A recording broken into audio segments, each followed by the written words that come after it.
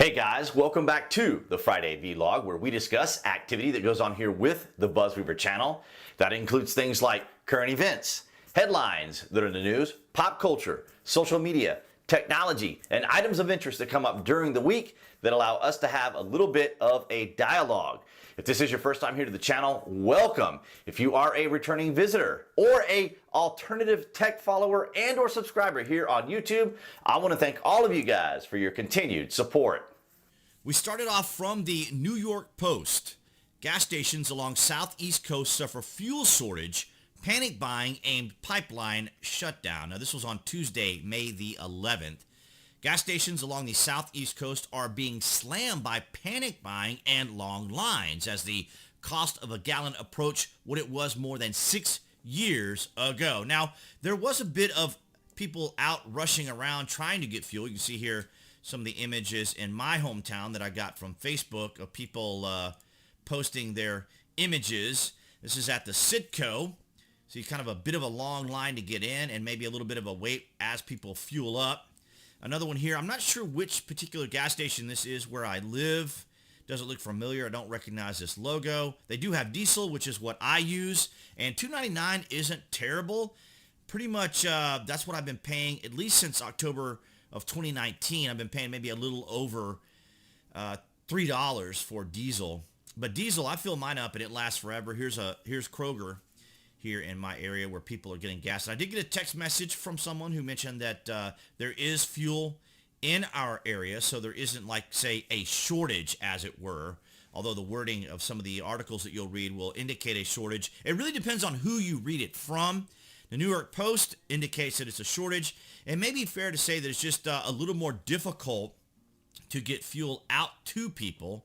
So I'm going to kind of slowly scroll down here to an image I want to show you guys in the particular section that I want to show you, as opposed to just pulling it all straight down.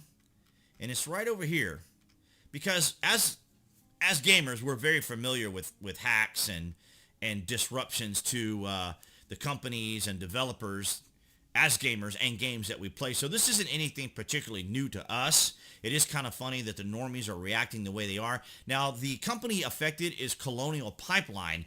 But here's what's interesting. Of course, this is from DarkSide. DarkSide is a Russian gang of hackers. And they say, DarkSide claimed in a statement, "Our goal is to make money and not creating problems for society," which they obviously did. It is for attention. Hackers hack to, get hacker cred, as it were. But I find it interesting that during the Trump administration, we spent 2.5 years on an investigation that never turned up any collusion with Russia and the president. And yet here we are under a very weak administration, because we know our adversaries, Russia, China, Iran, are all giddy, if not glad, if not excited that the establishment has selected Joe Biden as the president, because they are very familiar with the psychology, mindset, political maneuvering of the left, because, of course, they are kind of a derivative of that mindset. So they know exactly how to manipulate. Here we have Georgia Governor Brian Kemp. Today I signed an executive order suspending the gas tax in Georgia to help with higher prices as a result of the Colonial cyber attack. We are working closely with Colonial and expect from them to recover by the end of the week. And I agree with that. It's just a minor inconvenience, a minor setback. We experience this a lot as gamers, particularly DDoS attacks, which kind of just send a bunch of traffic to a site to kind of slow everything down and just make it difficult and annoying to be able to do anything. And then, of course, we have general hackers that buy hack programs that allow a player to have certain advantages over other players, and it's really annoying, and it's very typical. We see it all the time, so this particular incident is of no particular surprise to me. And then from Colonial Pipeline, we are experiencing temporary service disruptions to our corporate website, which could be a form of DDoS, but what they're suffering from is ransomware, and it is unrelated to the ransomware, as he says here. We continue to make progress on our system restart plan, and we'll provide an update when our website is restored. So it's feasible that they were probably hit with a DDoS as well as a ransomware. The two could have worked synergistically together, but, you know, we get this all the time as gamers. It's very irritating and annoying.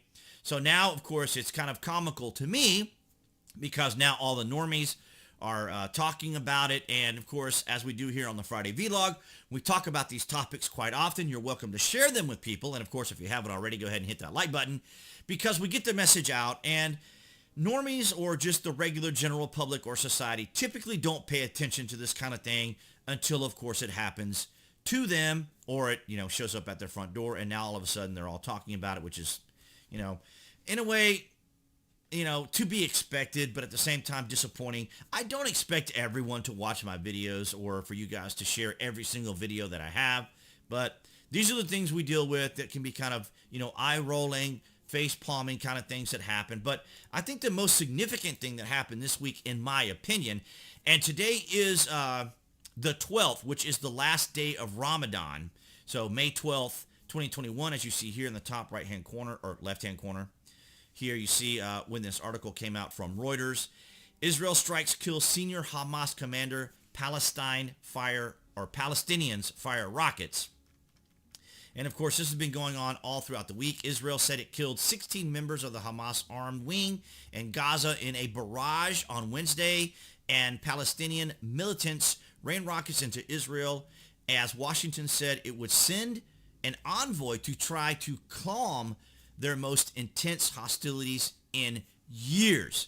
So I'm not sure what the administration is really going to be able to really do because, again, as we just mentioned, our adversaries are emboldened now when we have a Democrat president. I'm not trying, yes, it is a bias of mine to say that as a conservative. However, it is very common when we have a Democrat president that our adversaries will try to take advantage of that particular president because they know the social maneuvering. They know how much of a popularity contest Democrat mindset can be, or the progressive type mindset can be, this kind of popular, you know, this popular kid in school mindset. So they know how to kind of manipulate all of that by saying, look at what we can do. It's kind of a hearts and minds war, I guess you could say, in a way. And I want to kind of show you guys like some of this. It's going to be a little loud, but I just wanted you guys to check this out. It was absolutely stunning to see all this. This is from the Israeli Defense Force. These are the rockets coming in, and Israel does have Patriot missiles that shoot many of these down. And it's just extraordinary to see, you know, the Patriot missiles work as well as just the barrage of rockets that were sent over there. But I think this was, to me, the most significant of all the news here. And, of course, we know China is still antagonizing Taiwan.